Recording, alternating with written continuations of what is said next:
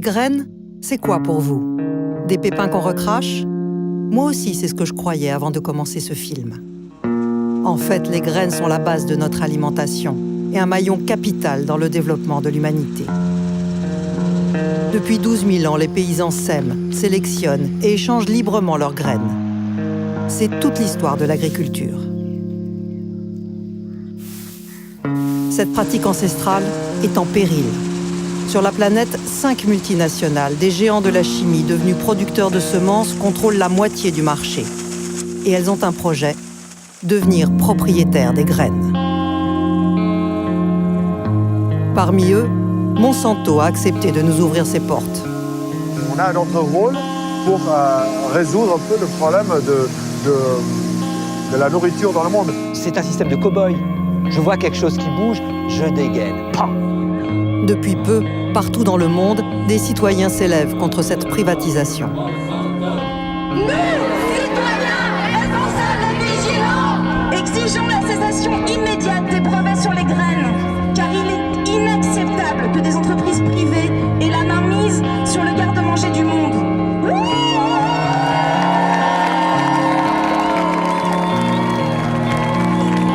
À New York, Tokyo, Paris, dans près de 400 grandes villes du monde, ils sont des centaines de milliers à manifester.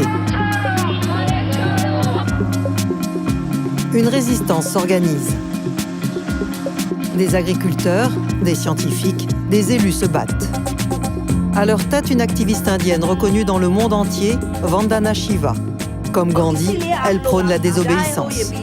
S'ils pensent qu'ils peuvent breveter la vie, nous leur avons déjà dit que nous n'obéirions pas.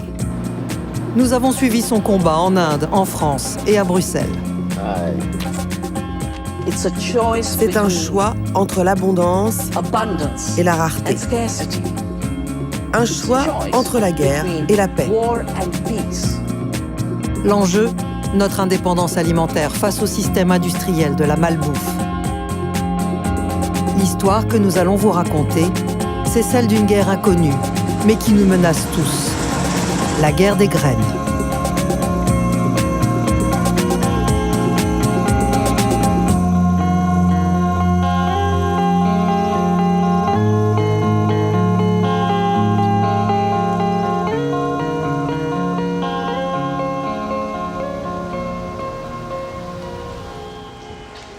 À Bruxelles, la guerre des graines a commencé.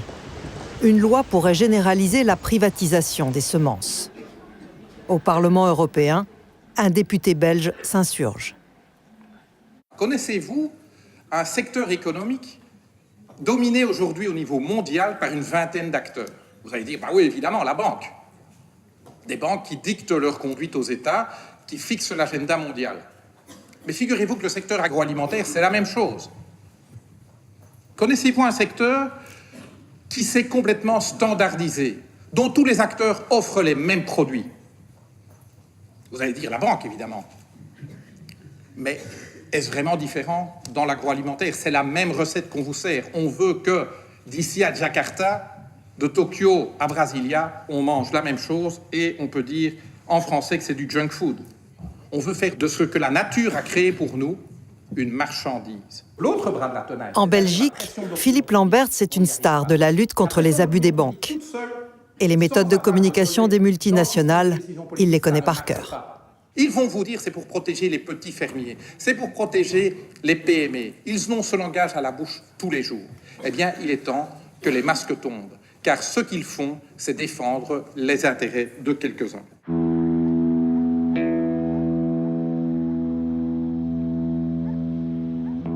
Alors, à qui appartiennent les graines? Sont-elles un bien commun de l'humanité ou une marchandise comme les autres? En France, derrière l'image d'Épinal de nos champs de blé doré, tout est catalogué. Pour être mise en vente, la moindre variété de blé, de maïs, doit être inscrite dans un registre, le catalogue officiel des variétés. On y inscrit leur nom, leurs propriétés et surtout leurs propriétaires. Il y en a aujourd'hui plus de 6000 qui appartiennent majoritairement à 5 grandes entreprises. Mais les graines doivent d'abord passer des tests. Pour cela, il y a des spécialistes qui passent leur journée à les scruter. Nous avons trouvé l'homme qui surveille les choux et les salades pour tous les Français. un vrai casse-tête. Ça, c'est une vieille variété qui nous pose problème justement parce que on n'arrive pas à la décrire, on n'arrive pas à la caractériser parce que toutes les plantes qui la composent sont différentes, vous voyez. Il y a des plantes précoces, des plantes tardives, des plantes nettement plus claires, des plantes plus bleues. Toutes les plantes sont différentes les unes des autres. Donc ça veut dire qu'en termes de distinction, moi, je peux pas la distinguer, je peux pas garantir à quelqu'un que c'est bien la bonne variété. Cet ingénieur est responsable au GEVES, le groupe d'études et de contrôle des variétés de semences, l'organisme officiel qui donne le feu vert pour l'entrée des graines au catalogue. Les graines vendues sur le marché doivent être distinctes les unes des autres. Mais à l'intérieur d'une même variété, elles doivent toutes être identiques. On fait beaucoup de mesures, on fait beaucoup de notations, tout ça pour caractériser les variétés et assurer à l'utilisateur de variétés que la variété qu'il va acheter a été typée, caractérisée et correspond à un certain type de produit qu'il attend. Pour être homologués, les choux et les salades doivent être comme les soldats d'un régiment. Pas une tête ne doit dépasser. Mais pourquoi cette organisation ? Pourquoi faut-il contraindre la nature dans un catalogue ? Après la Seconde Guerre mondiale, la priorité du gouvernement français, c'est de récupérer son indépendance alimentaire pour plus dépendre de l'aide américaine. Et il se tourne vers la recherche publique, vers l'INRA, en disant, voilà, donnez-moi les solutions permettant d'accroître d'une manière importante ma production alimentaire. La réponse de l'INRA est de dire, il faut des variétés végétales différentes de celles qu'on connaissait jusque-là, qui permettent d'avoir de meilleurs rendements. Et pour avoir de meilleurs rendements, une des solutions, c'est d'avoir des plantes qui soient plus homogènes. La semence a cessé d'être quelque chose qui a été géré par le paysan, qui était géré au niveau des communautés villageoises. Les gens faisaient leurs semences, ils géraient ça entre eux. Et petit à petit sont arrivés des sélectionneurs, des producteurs de semences, des commerçants de semences qui se sont spécialisés là-dedans. Et c'est toute une partie du métier des paysans qui petit à petit a été supprimée, a été écartée. Le sélectionneur, l'obtenteur, qui crée une nouvelle variété ou qui fabrique une nouvelle variété, est quand même empoisonné par le fait qu'il suffit de semer le grain récolté pour la reproduire. Donc il n'a pas de marché véritablement, donc son travail n'a pas de valeur. Donc c'est une très vieille revendication des sélectionneurs de créer une forme de droit de propriété sur le vivant. En plus d'acheter leurs graines, les agriculteurs doivent désormais payer des royalties sur les graines qu'ils ressèment. Un système qui a porté ses fruits. En 50 ans, la production agricole française a doublé.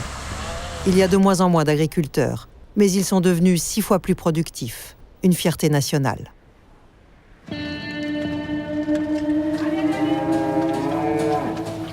En France, cette course au profit, certains paysans la remettent en cause. Ils ne sont pas nombreux, mais nous en avons rencontré un, enfin, une.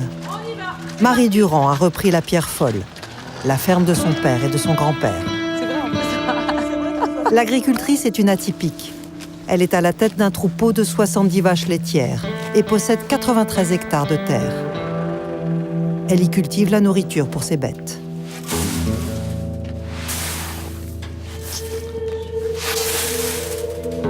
Aujourd'hui, elle fait les semis.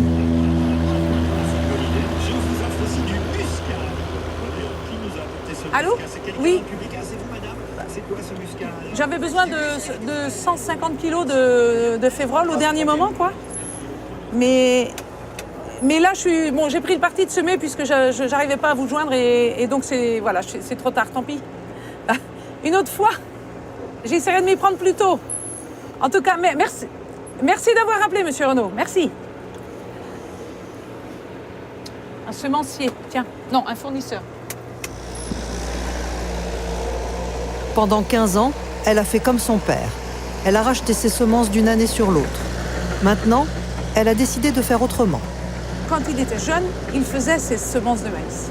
Et il a complètement laissé tomber pour des raisons, je ne juge pas du tout, mais ils ont laissé tomber ça, cette génération-là.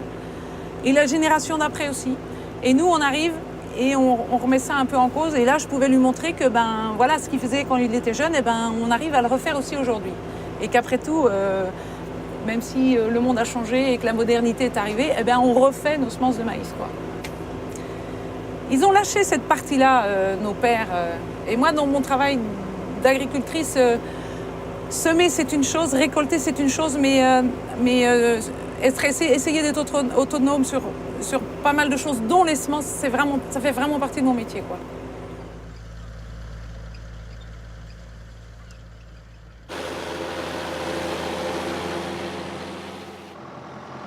Le maïs qu'elle cultivait jusque-là pour nourrir ses vaches est ce qu'on appelle du maïs hybride.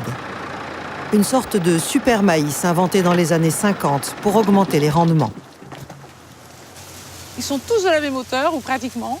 Quand on le voit de la route, on voit bien que c'est vraiment au carré. Ce pied-là est identique à ce pied-là, est identique à ce pied-là. Ce sont des clones. Hein.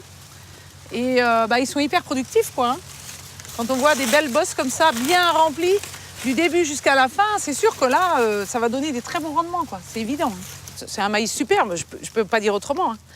Mais moi, il me fait pas... Ouais. Il me fait pas, comme on dit, il me fait pas rigoler, quoi, parce qu'ils sont tous pareils. Il n'y a pas de biodiversité du tout ici.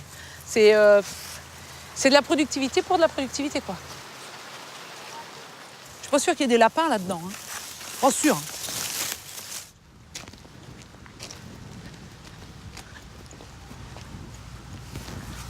Ce maïs-là, je prends un bout de la parcelle qui m'intéresse parce que c'est la meilleure parcelle et je veux la ressemer l'année prochaine. Ah ben, c'est pas possible. Avec celui-là, c'est pas possible. C'est du maïs hybride qui ne se ressème pas d'une année sur l'autre. Les semenciers ont fait en sorte que... C'est le but même de l'hybridation, c'est qu'on ne peut pas le ressemer l'année d'après. Je ne suis pas d'accord avec cette idée-là. On doit pouvoir ressemer nos propres semences l'année d'après.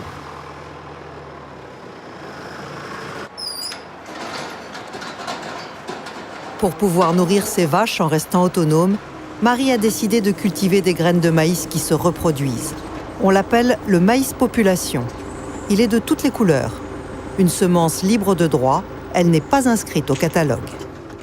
Elle vient de récolter les meilleurs épis, les poupées, dont les graines toutes différentes seront ressemées au printemps. Un beau résultat qu'elle partage avec son père. Moi, je dirais qu'il y a une certaine satisfaction de pouvoir travailler sa matière. Vous avez pu faire ça, vous aviez la liberté de faire ça, Simon, du temps que c'était vous qui dirigez l'exploitation, on pouvait replanter son propre grain. Mais on ne savait pas du tout ce que... Il n'y avait pas le choix. On ne savait pas ce qu'on faisait, en fin de compte, on achetait de la semence de maïs, point. Ouais. De toute façon, vous n'aviez que ça, il n'y avait pas de semence population à traîner dans les greniers. Non.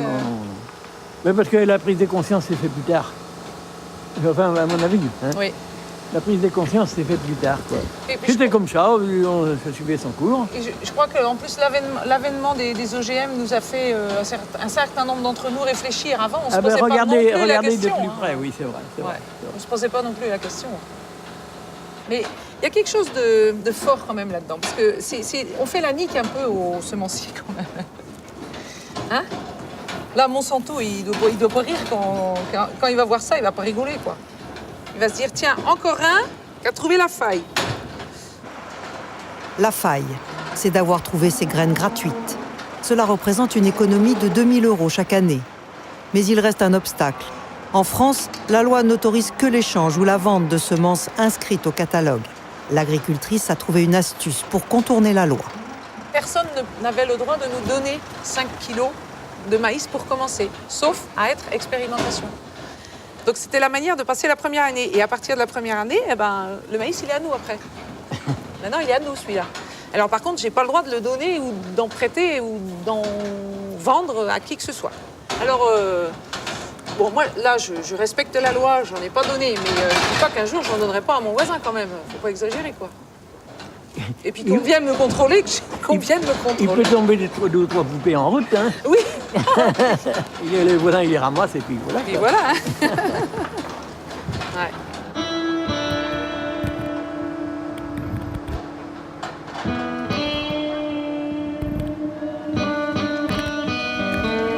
Aujourd'hui, 95% des semences de maïs inscrites au catalogue sont hybrides, donc stériles. Un verrouillage qui rapporte gros à l'industrie. 769 millions d'euros, un tiers du chiffre d'affaires de toutes les semences en France. Des agriculteurs dénoncent cette mainmise. À leur tête, Guy Kassler. Moi, ça ne me dérange pas. Et je voudrais qu'on passe au moins 2 heures à parler des vaccins. Il a fondé le réseau Semences Paysannes pour défendre les agriculteurs qui, comme Marie, veulent retrouver leur autonomie. Pour lui, les hybrides, tout comme les OGM, ont été mis au point pour contrôler le marché. L'industrie semencière, elle peut faire monter le prix autant qu'elle veut, et les prix des semences sont multipliés par 2, par 3. On a vu la même chose aux États-Unis dans les 15 dernières années avec les OGM, où le prix de la semence, de la même manière, à partir du moment où il y a un brevet qui interdit à l'agriculteur de ressemer une partie de sa récolte, ben le prix des semences a été multiplié en moyenne par 3 aux États-Unis, en moins de 15 ans.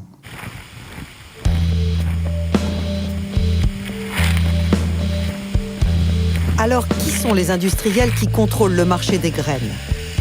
Nous avons contacté les 5 géants de la semence.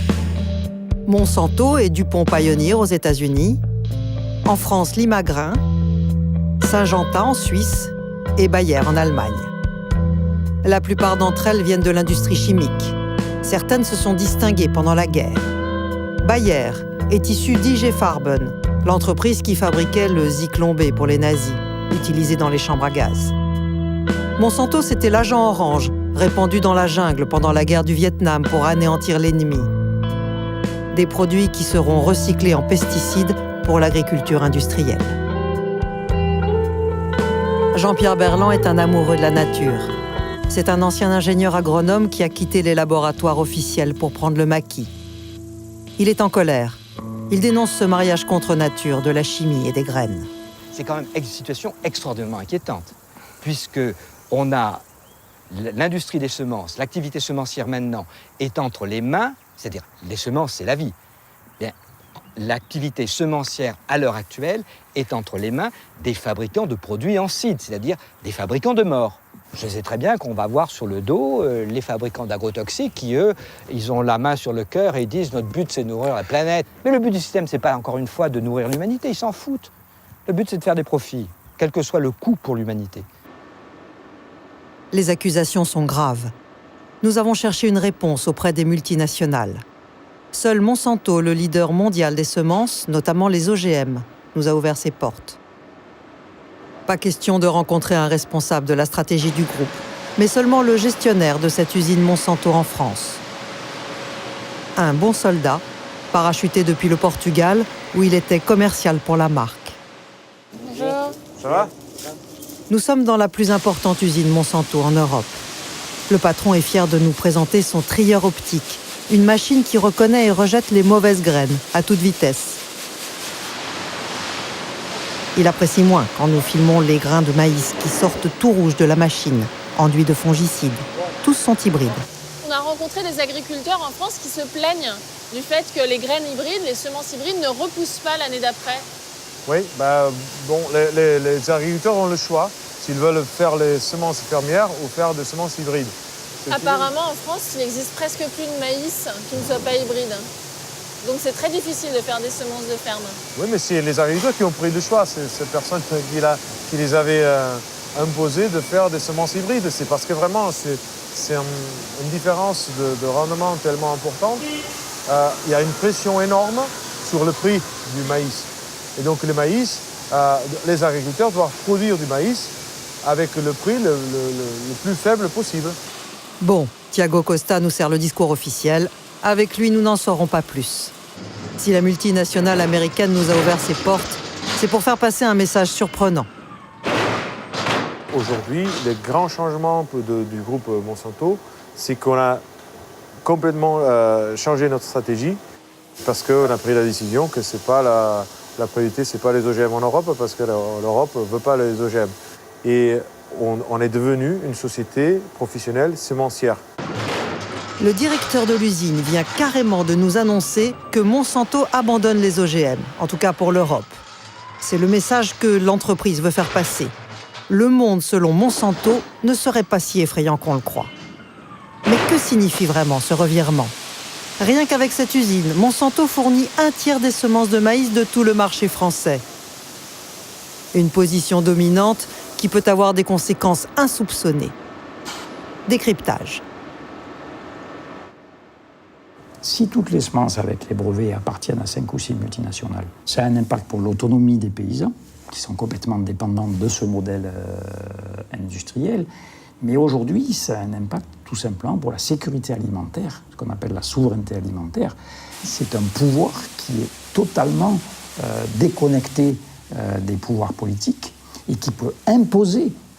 Monsanto, c'est pas difficile, il peut priver la France de semences le jour où il se sera approprié de tout.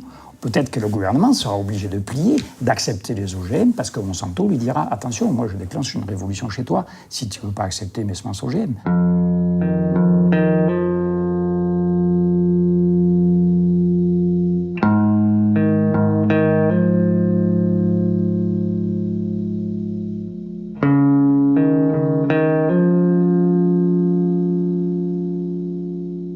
Dans cette guerre pour le contrôle des graines, un pays a été le laboratoire de l'industrie. C'est l'Inde. Un test à l'échelle d'un continent et une tragédie. 200 000 paysans ruinés se sont suicidés en 10 ans. Il faut remonter aux années 90 pour comprendre. L'Inde signe un plan d'ajustement structurel avec le FMI. En contrepartie, le pays ouvre ses frontières au commerce international. Monsanto s'y engouffre et expérimente sa dernière trouvaille, le coton OGM appelé coton BT. Aux paysans indiens, elle promet des rendements records. Les fermiers s'endettent pour acheter ces graines miraculeuses. Mais le coton transgénique ne tient pas ses promesses et les suicides se multiplient.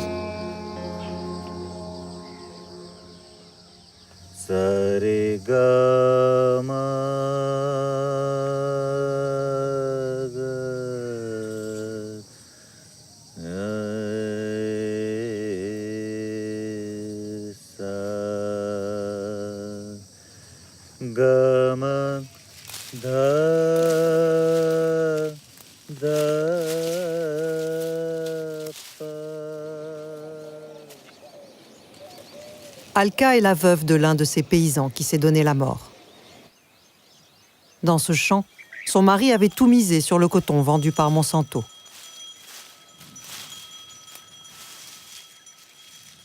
Il a semé le coton OGM et les plantes n'ont pas bien poussé. Il n'y avait que 1 ou 2 capsules par plante.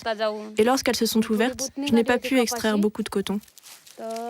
On aurait dû récolter entre 4 et 500 kilos de coton. C'est ce que j'espérais en tout cas, mais ça ne s'est pas passé comme prévu. Elle vit à Billi, un village de la ceinture de coton, une région au centre de l'Inde où le coton transgénique a occupé jusqu'à 90% des cultures.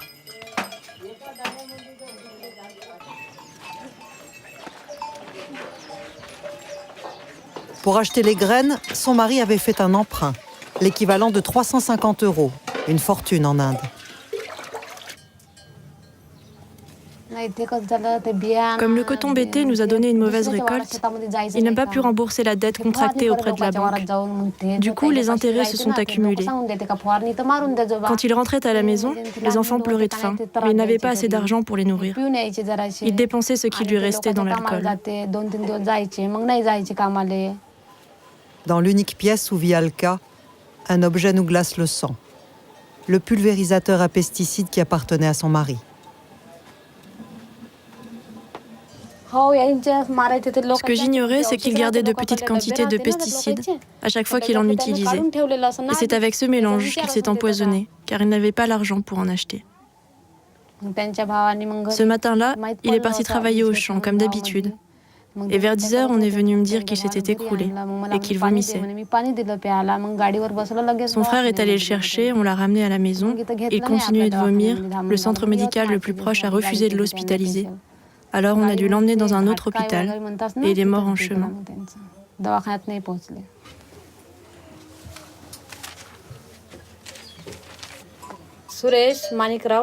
Il s'appelait Suresh. Au mois de mai, ça aurait été le 12e anniversaire de notre mariage.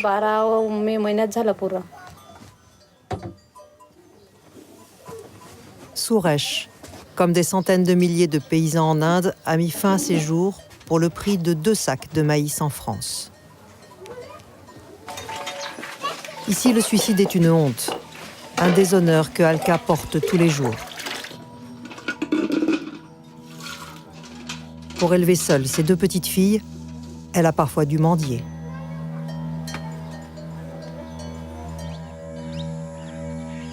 Une femme a changé le cours de son existence Elle s'appelle Vandana Shiva.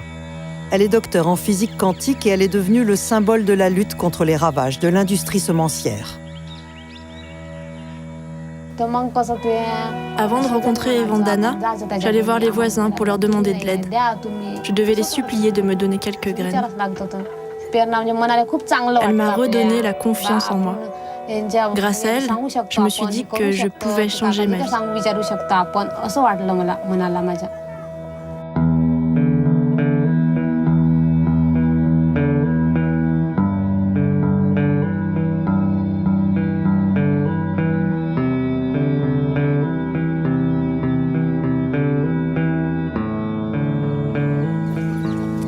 Nous rencontrons Vandana Shiva à Navdanya, au nord de l'Inde, au pied de l'Himalaya, dans la ferme qu'elle a créée il y a 25 ans pour défendre les graines et les paysans.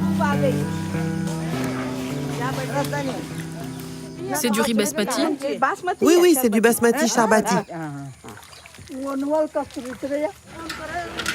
C'est la fin de la mousson et le début des semis. Vandana reçoit des paysannes venues des villages alentours. Je pense arrêter la production de sucre de canne et planter du basmati à la place. Oui, prenez-en autant que vous voulez. Les paysannes veulent cette variété de riz basmati. Elles disent qu'elles le cultivaient encore il y a 15 ans et puis elles ont arrêté. Elles en ont à nouveau besoin. Elles vont prendre des graines pour la prochaine saison et ainsi, elles ne sont pas dépendantes des semences qu'elles achètent au marché. Elles ont leurs propres graines. C'est l'essence même du combat de Vandana, distribuer les graines gratuitement. Pour le faire à grande échelle, elle a créé ce qu'on appelle une banque de graines. Maintenant, on va préparer les semis pour la prochaine saison.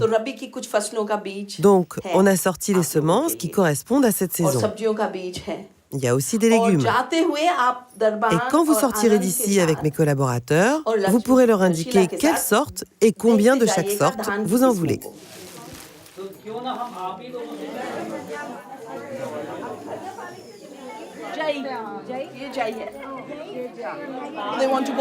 Elles veulent revenir aux variétés anciennes, parce que les seules graines que distribue le gouvernement sont celles de l'industrie, des graines qui ne se ressèment pas.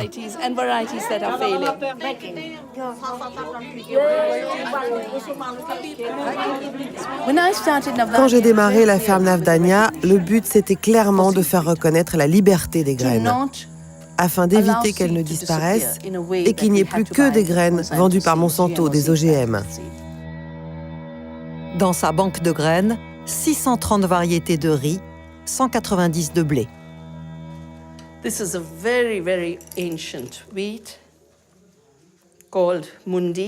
C'est un blé très ancien qu'on appelle le mundi,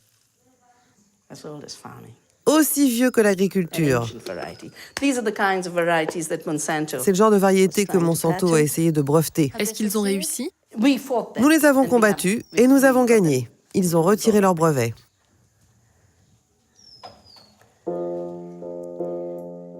Qui est Vandana pour avoir osé affronter le géant mondial? D'où lui vient cet engagement? J'ai grandi dans une forêt de l'Himalaya, dans une ferme. Et l'héritage que j'ai reçu de mes parents, et je les en remercie tous les jours, c'est d'abord la simplicité. Mais ils nous ont aussi encouragés à créer la liberté pour les autres. J'avais 6 ans quand cet horrible nylon fait à base de pétrole a déferlé sur le pays. Et ma mère m'a demandé ce que je voulais pour mon anniversaire. J'ai répondu un vêtement en nylon, parce que tout le monde en portait. Alors elle m'a dit, si c'est vraiment ce que tu veux, je te l'achète. Mais n'oublie pas que ce vêtement de nylon va aider un riche industriel à acheter sa prochaine Mercedes. Alors que le gilet en laine, qui a été tissé à la main par une femme dans un village, l'aidera à allumer le feu et à cuisiner un repas pour ses enfants. C'est toi qui choisis. C'est pourquoi à partir de ce jour, je n'ai plus porté que des vêtements tissés à la main. Dans les années 70, Vandana rejoint le mouvement Chipko, des paysans qui se dressent contre la déforestation en enlaçant les arbres. Chipko a été mon premier acte d'activisme environnemental. Oh oui. Et les femmes du mouvement m'ont beaucoup appris sur la biodiversité. Car les études que j'ai faites ne parlaient que de théorie quantique. Je n'ai pas eu une seule leçon de biologie. La biodiversité, je l'ai apprise de femmes qui ne sont jamais allées à l'école. Elles ont été mes professeurs. Mais j'ai aussi appris avec Chipko à quel point la solidarité, le pouvoir de la base et l'autogestion sont plus puissantes que tout.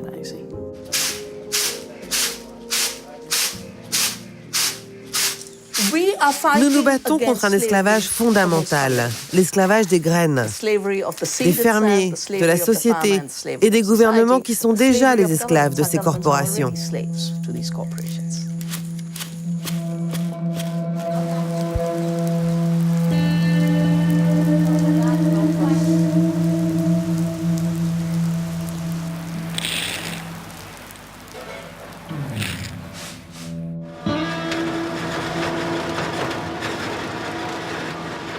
Là, moi, je suis trop contente, là. Je suis trop contente. Parce qu'il n'y a rien de pire que de faire des essais et se planter. Parce que le regard au-dessus de la haie des voisins, là, ça, c'est parfois un peu difficile à porter. Mais là, faire un essai qui marche, en plus, qui est vraiment honorable, ben ouais, c'est tout bénef, quoi. C'est vraiment sympa, quoi. Première récolte du maïs libre de Marie. Les voisins agriculteurs sont venus donner un coup de main, mais ils sont aussi curieux de savoir ce que va donner l'expérience. Les têtes de maïs ont été broyées avec la tige et les feuilles. Ce mélange servira à nourrir les vaches l'hiver prochain. Ah, c'est fini, c'est fini, c'est fini. D'accord, très bien. OK. Marie peut enfin faire une estimation. Super. La récolte est-elle à la hauteur de ses espoirs? 13 tonnes de matière sèche. Il faut toujours se contenter de ce que la nature nous donne. C'est honorable, 13 tonnes. On va en avoir assez pour donner à manger à nos bêtes, c'est ça l'important.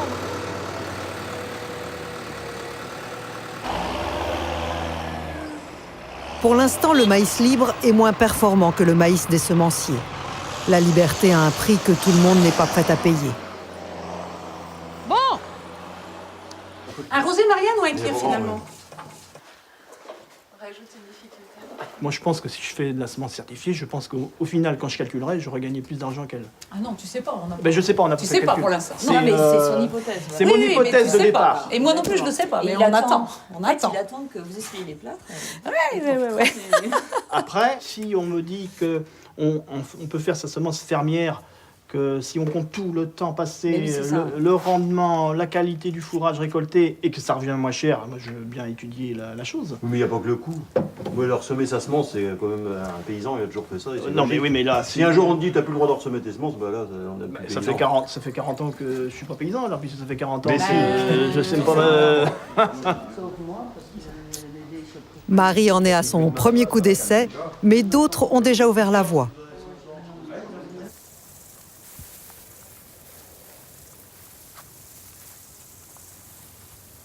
Christian Dalmasso a fait ce pari il y a 10 ans. Vivre de ses récoltes sans dépendre des graines de l'industrie. Son secret, mélanger les variétés de blé, des graines toutes libres de droit. Dans son champ, il y a près de 100 variétés différentes. Chacune a ses qualités et ses défauts.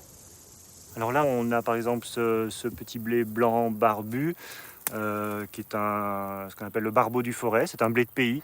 Donc voilà, qui se plaît bien dans mon mélange. On a ce blé rouge qui est le motin rouge, donc qui était le blé qui était autrefois cultivé dans la région. Alors, pour moi, leur principal intérêt, ce ne sont pas des clones, des individus tous identiques. Et le fait d'avoir cette diversité, ça crée une population avec une grande diversité de sensibilité à des maladies et donc à une résistance. Pour prendre un exemple, j'ai cet épi qui est dans le champ, qui va être sensible à une maladie, mettons la rouille du blé. Seulement à côté, il y a cet épi qui, lui, est résistant. Il a un gène de résistante à ce type de rouille. Donc la rouille, elle va, avant de trouver un autre épi comme lui qui est sensible, mettons celui-là, mais lui, il est à 1 mètre plus loin. Donc on comprend bien que quand il y a une attaque de maladie, elle se propage très lentement. Le résultat de ça, c'est qu'on a des champs qui sont jamais très très malades. Christian produit ses propres graines et se passe de pesticides. Il baisse ainsi ses coûts de production. Et en plus, il peut travailler en bio. Avec son blé, il fait lui-même son pain qu'il vend directement aux consommateurs de la région. Une organisation en circuit court qui lui permet de vivre. On s'en sort parce qu'on transforme tout ce qu'on produit. Tout ce qui sort de cette ferme, c'est du produit transformé.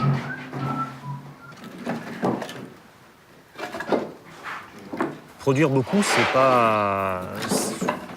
secondaire. Hein. On est encore dans le mythe productiviste qui est encore très ancré dans le monde paysan et dans la société en général, où c'est valorisant de produire beaucoup. Mais c'est pas parce qu'on produit beaucoup qu'on va dégager un revenu, qu'on va vivre correctement. C'est quelque chose qui nous guide presque au quotidien, quoi, de la recherche d'une autonomie maximale, dépendre le moins possible des banques, des subventions, l'autonomie égale l'autonomie semencière. L'agriculteur boulanger a réservé un champ pour des expériences. Au milieu de sa collection de blé libre, il y a une petite parcelle de blé du catalogue. Le décor idéal pour convier Jean-Pierre Berland, le militant de la nature qui a quitté les laboratoires. Et ici, on est face à deux blés, un blé moderne qui correspond aux qualités industrielles du blé, c'est-à-dire, et on voit tout de suite que sa caractéristique, c'est que les plantes sont toutes à la même hauteur. Ici, on avait le paysan qui produisait du blé. Ici, avec ça, on a l'exploitant agricole, rien à voir avec le paysan, hein, qui produit, qui est dans un système agro-industriel, lequel système agro-industriel produit des profits en transformant les pesticides en pain jaqué. Ici, on a affaire à des plantes qui sont en évolution constante. Ici, Christian et ses collègues, ils travaillent comme ils ont envie de travailler, ils choisissent, ils sont autonomes, ils sont libres. Le choix des graines, finalement, c'est un choix entre deux projets de société et que nous avons en permanence sous les yeux, sans le voir. Regardez bien, nous quittons les 100 variétés de blé du paysan boulanger. Et nous voici dans un champ industriel, une armée de clones. Moi, je ne regarderai plus jamais les champs de la même manière. En France, une association résiste aux multinationales. Son nom, Cocopelli. Donc il est clair que nous sommes fort fiers et heureux depuis 20 ans d'avoir distribué des semences, les avoir vendues, données, échangées dans l'irrespect le plus total de leur légalité. Là où Cocopelli se situe évidemment dans cette dynamique de libération des semences, c'est que depuis 8 ans, on est dans les tribunaux. Les tribunaux de France... Parmi ses plus fervents soutiens, Vandana Shiva. Cocopelli fait pousser des graines non répertoriées au catalogue, les vend ou les distribue gratuitement. À cause de cela, Cocopelli est poursuivi en justice par les semenciers pour concurrence déloyale. Voici 500 variétés. J'espère que vous pourrez les passer et vous transformer en contrebandier professionnel, comme nous depuis 15 ans. Mais je l'ai déjà été. Cocopelli vient de perdre la première manche d'un procès devant la Cour européenne. L'association a fait appel et compte bien profiter des débats pour dénoncer le projet de loi en discussion à Bruxelles. Alors maintenant, ils votent de nouvelles lois qui imposent l'uniformité à travers l'inscription obligatoire dans un catalogue. Et l'affaire Cocopelli a amené cette question dans l'agenda politique de manière très claire. Nous devons écrire des lois positives, tout en résistant aux lois négatives. En Inde, nous avons réussi à introduire dans la loi la notion de droit des fermiers, leur droit à conserver, échanger, améliorer, vendre leurs graines, un droit inaliénable. Nous avons besoin du même texte en Europe. Dans la tempête de la création de cette dictature des graines, la France est au centre. Parce que l'affaire contre l'association Cocopelli marque un tournant décisif et appelle le monde entier à se réveiller.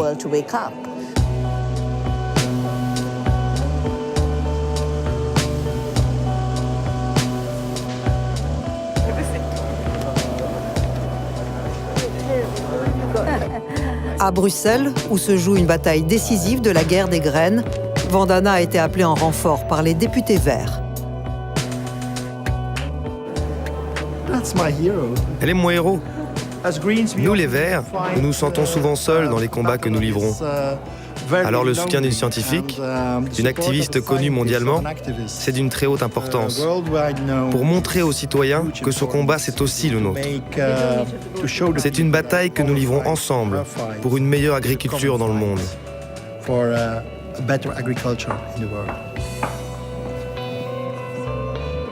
Down, up. Vandana Shiva va tenter de convaincre l'Europe que les graines doivent rester un bien commun de l'humanité.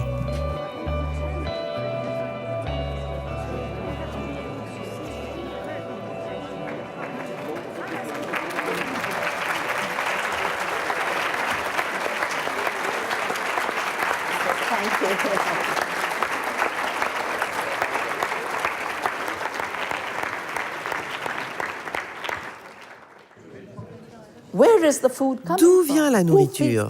Qui nourrit le monde? 72% de notre alimentation est produite par des petites fermes. Ce sont les chiffres de la FAO. Cette loi sur les graines voudrait détruire 72% de l'alimentation et affamer les peuples. Si le monde était redessiné par une loi de cet acabit, il n'y aurait plus de nourriture. La loi européenne s'inspire du modèle français. Chaque graine vendue dans l'Union européenne devra d'abord avoir été inscrite dans un catalogue européen. La Commission européenne en est à l'origine. Le but, protéger l'industrie semencière. La production des graines européennes est la plus performante. Nous sommes le plus grand exportateur et la qualité de nos graines est reconnue comme la meilleure au monde. Nous respectons pleinement la pratique ancestrale qui consiste pour les fermiers à avoir le droit de garder les graines qu'ils produisent pour leur utilisation personnelle. Mais nous devons aussi trouver une solution pour continuer à vendre des graines produites en très grande quantité. Et c'est pourquoi nous avons ce texte de loi pour prendre en compte tout cela et trouver un compromis. Le compromis. Les échanges seraient autorisés hors catalogue, entre une dizaine de paysans au maximum. En gros, à condition de ne pas menacer le marché des industriels. Si 100 agriculteurs veulent se mettre ensemble pour faire des échanges de semences paysannes pour développer leur production, eh bien, ils ne rentrent pas dans le circuit. Ça, c'est interdit. C'est ça la réussite dans ce genre de texte.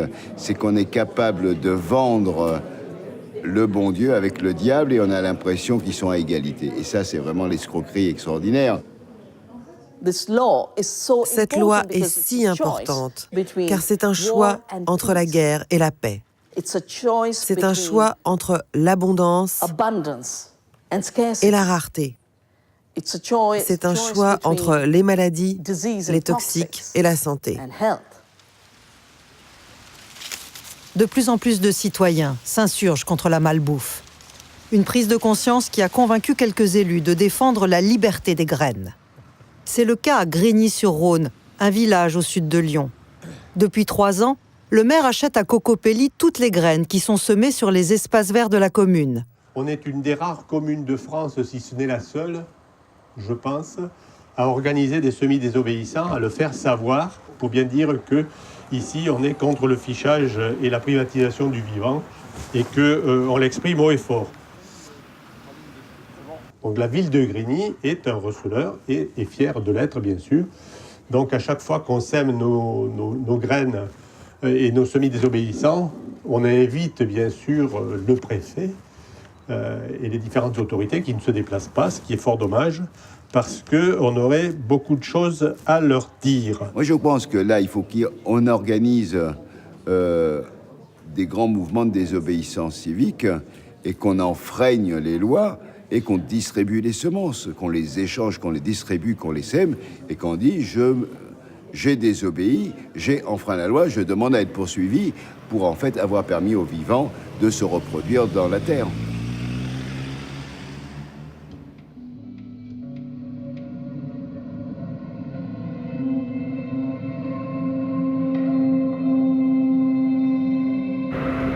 La fin de notre voyage nous emmène dans le Grand Nord. En 100 ans, sous les effets de l'industrialisation de l'agriculture, 75% des graines cultivées ont disparu de la surface de la planète. La solution contre cette catastrophe se trouverait ici, à 1000 km du cercle polaire, sur l'île du Spitzberg.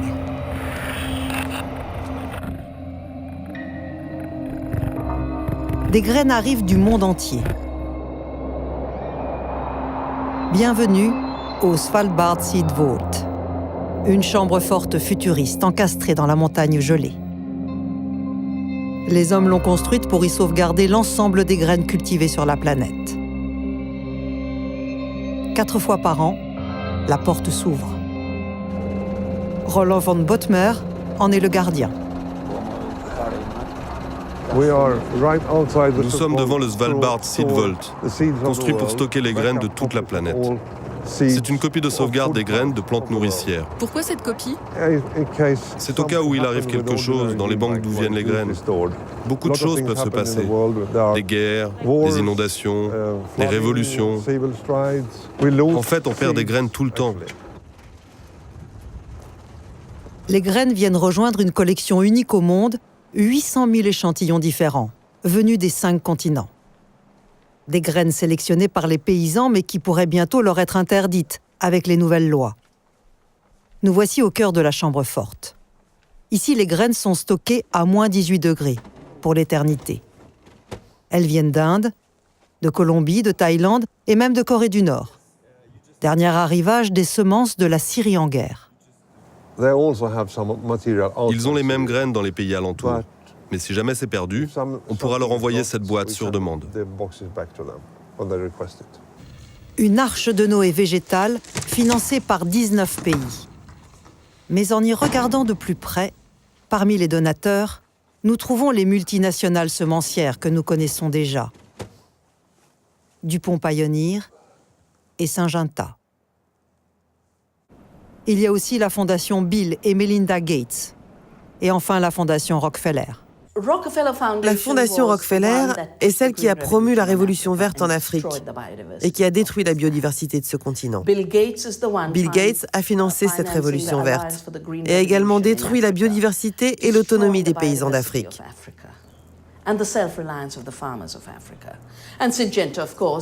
Syngenta, c'est le leader des biotechnologies après Monsanto. Ces intervenants sont ceux qui ont créé la monoculture et les monopoles. S'imaginer qu'ils vont faire autre chose avec les graines qui sont dans cette banque, c'est oublier complètement leur histoire et leur trajectoire.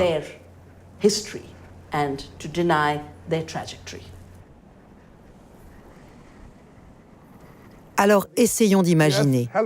Que se passera-t-il si une catastrophe écologique arrive dans 200 ans? Dans 200 ans, est-ce qu'on pourra ressemer ces graines?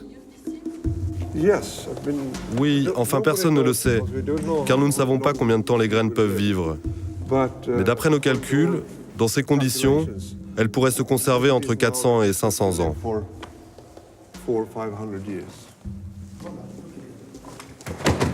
Si on concentre tout au même endroit et qu'en plus on ne va pas ressemer régulièrement les graines pour qu'elles gardent leur capacité de germer, on n'aura que des graines mortes. Ces graines mortes, elles servent à quoi?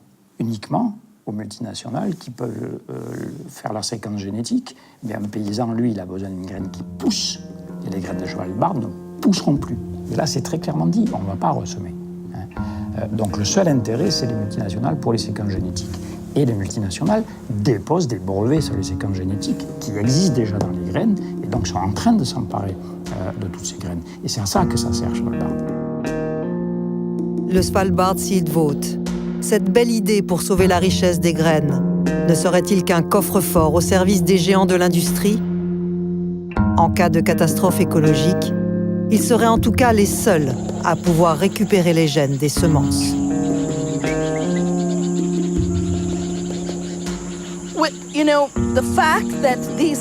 Ces industries, quand elles ont commencé à revendiquer un droit sur les graines, elles se sont proclamées industries des sciences de la vie. Moi, je dis qu'elles sont des industries de la science de la mort. Nous n'avons pas besoin de fertilisants chimiques. Nous n'avons pas besoin de pesticides. En fait, en donnant au sol assez de nourriture, en maintenant la biodiversité, nous évitons les engrais et le sol est plus fertile que dans toutes les fermes chimiques. Plus important encore, ces champs recèlent une telle diversité vivante, des araignées et leurs toiles, et elles font le travail pour nous. Elles contrôlent les maladies. Nous n'avons pas besoin de déverser du poison ni de tuer les abeilles.